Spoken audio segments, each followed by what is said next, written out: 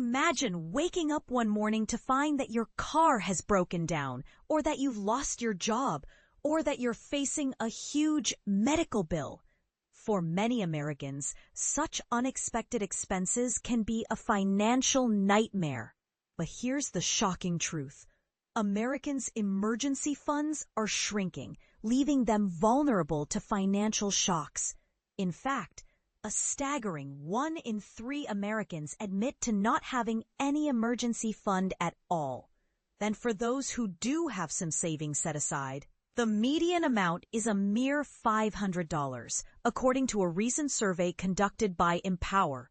That's $100 less than the median amount reported just a year ago. But here's where it gets even more alarming. Even higher earners are reporting smaller emergency savings balances.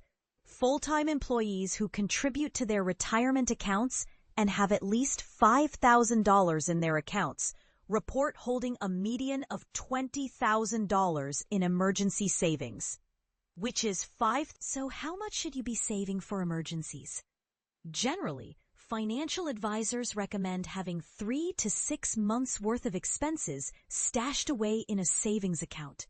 That means if you're spending $3,000 a month on rent, groceries, and other living expenses, you should aim to save anywhere from $9,000 to $18,000. But if that amount feels daunting, don't worry. Start by saving enough to cover just your essential costs for 3 months. As Allison Basso, a certified financial planner, notes, when planning for an emergency fund, it's essential to strike a balance between ambition and practicality. In a true emergency, many non-essential costs can likely be cut, so your actual necessary expenses would be lower than what you normally spend.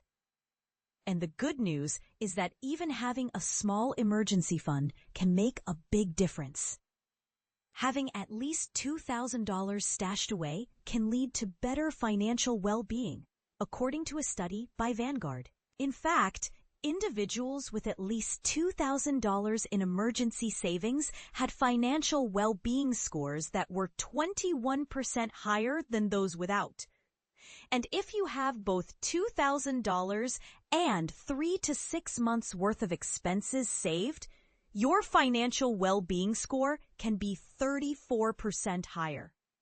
As Paulo Costa, senior behavioral economist at Vanguard, notes, people with emergency savings have a higher level of financial well-being.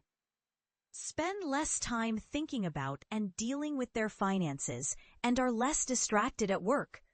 So, what can you do to start building your emergency fund? Start by assessing your expenses and identifying areas where you can cut back. Then, set a realistic savings goal and make regular contributions to your emergency fund. And remember, every little bit counts.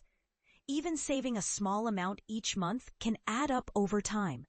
But here's the question. Are Americans doing enough to prioritize their emergency savings? Or are they leaving themselves vulnerable to financial shocks? We want to hear from you. Share your thoughts in the comments below. Do you have an emergency fund in place?